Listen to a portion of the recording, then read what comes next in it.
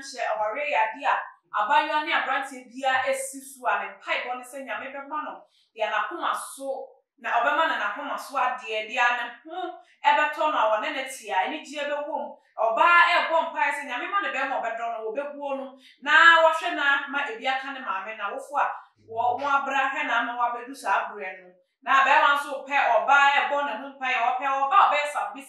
wobebu ade na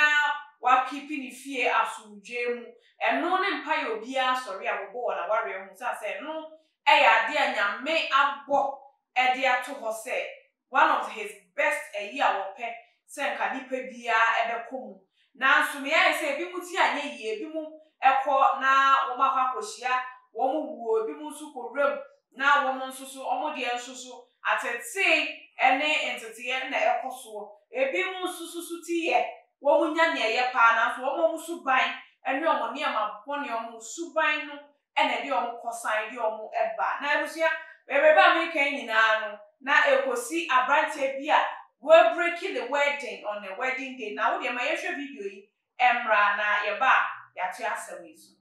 What's the apple here na their wedding guys?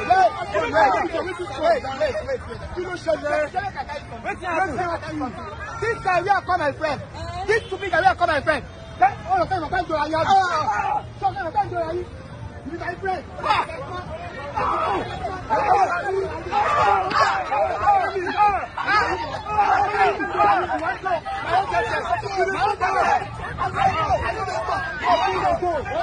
God, you fuck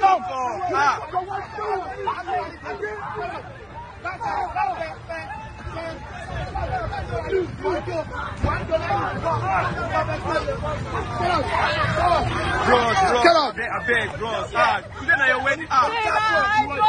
Please go. Hala do happen.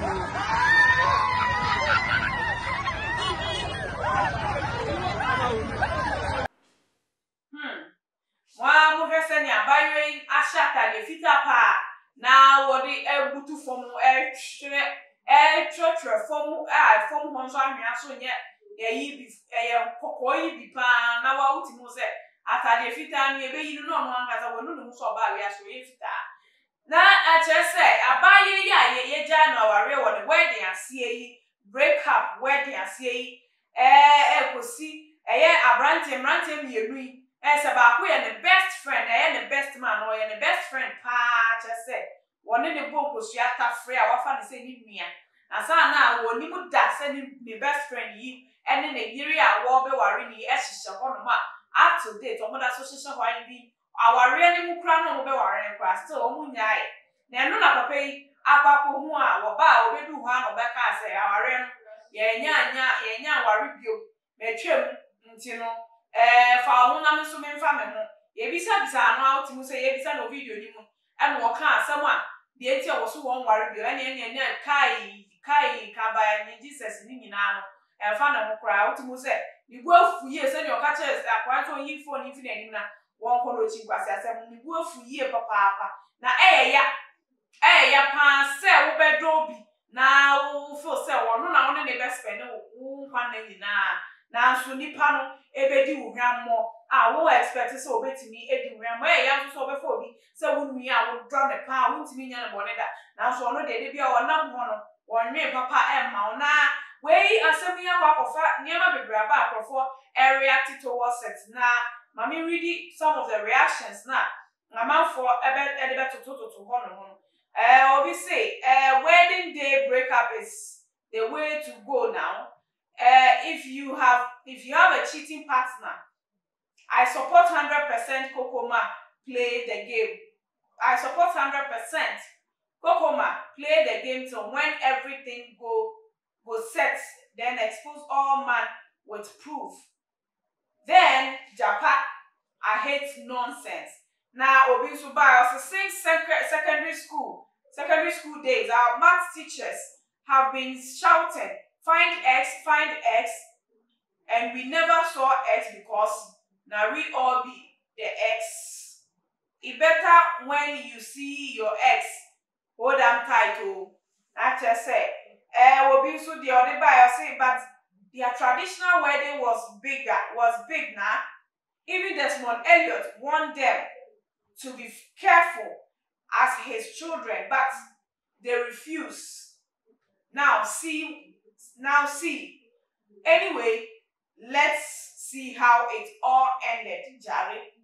So, ebisu bebre na is reactions ni the ebusia. Edo so bebre na is wo bia na wo ha wo mo traditional wedding kra course. Abe confirm me ekra mo ka se enkola ye obi a chese wo ni Desmond Elliot Nigerian actor kuku dam kese pa obi animu no. One of the finest sexiest actors actor what Nollywood.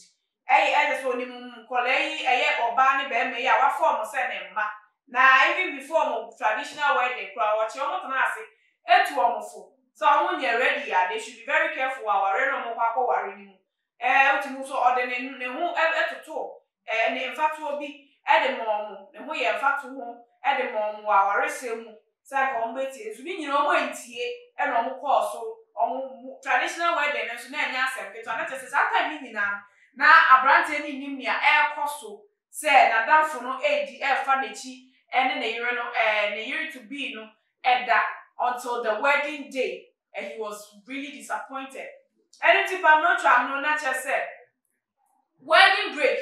be a day. It's wedding break now wedding breakup is better than marriage breakup. So obe worry we and sana wa kwa ko breaki wa worry na wa wasting time. Enti ne mremu a wo de break up no I think that is the best. Na ebusua me de maka me de na won so wo de ene say wo dream say best. Be ma no say no ye oja brantie no oja abayo no wedding day no the best. Then na wo susu say no wanye ansa na wedding day no ana oba no susu suban a wo mu no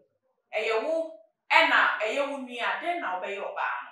ana ye oba den na wo so de be ye oba no na obeka che oba no na ebusua aha ena meja mo esi mato question na mo media ene akoso akoku answer aka Queen Fidi apa also subscribe na follow your Instagram Twitter and Facebook afa so share to all other social media platforms also na nyame obesure yourself oye ene sa makra mo that's ene message ya